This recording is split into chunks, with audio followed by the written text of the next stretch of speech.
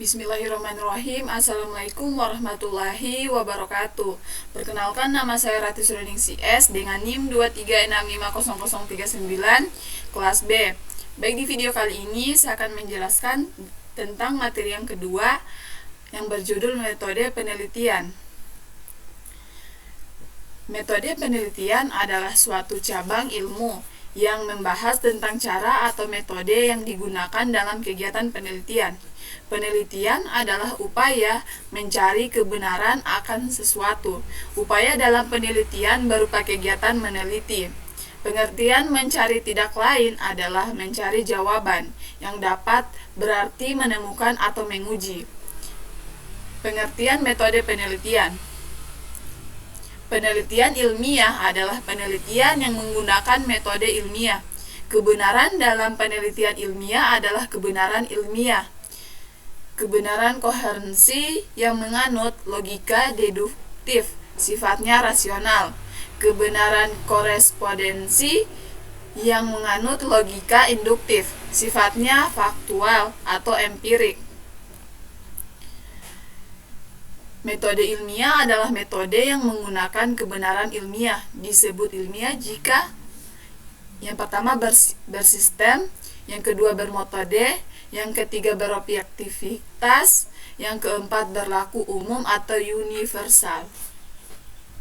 Langkah-langkah mengadakan penelitian di sini yang pertama memilih masalah, yang kedua studi pendahuluan, ketiga merumuskan masalah, keempat merumuskan kerangka dasar, kelima merumuskan hipotesis, yang keenam memilih pendekatan, ketujuh menentukan variabel, 8 menentukan sumber data, dan kesembilan menyusun instrumen. 10 pengumpulan data, 11 analisis data, 12 menarik kesimpulan, dan yang ke-13 menulis laporan. Lanjut ke masalah penelitian lagi. Sesuatu yang menjadi sasaran penelitian biasanya disebut masalah penelitian, yang akan selanjutnya diangkat menjadi judul penelitian dan menggambarkan kaitan antar dua variabel atau lebih. Tidak sebuah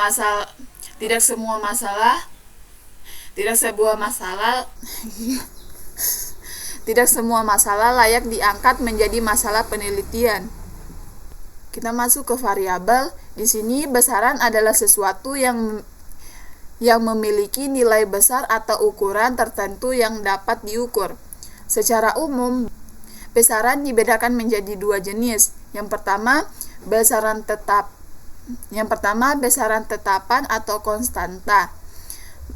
Di sini merupakan besaran yang nilainya tetap dan tidak berubah, bersifat konstan dalam berbagai kondisi atau pengukuran.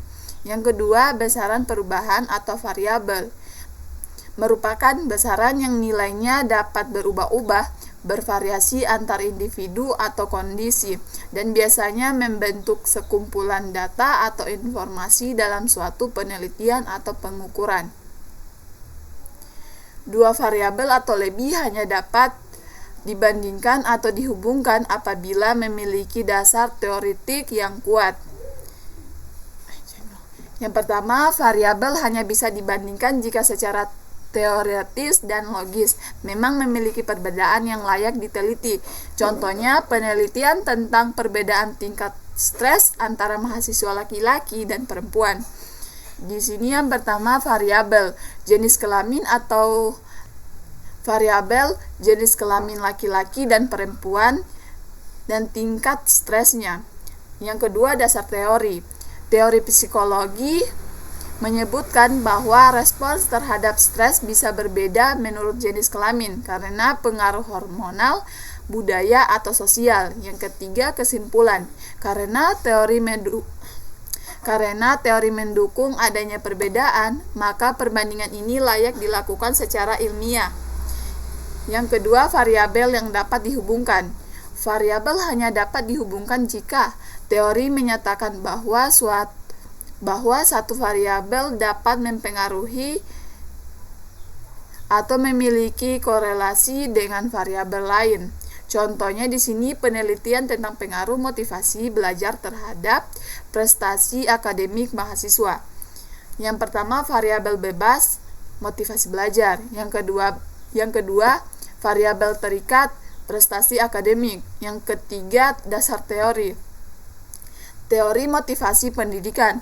Misalnya teori self-determination dari Deci dan Ryan menyatakan bahwa motivasi intrinsik memiliki pengaruh terhadap pencapaian belajar.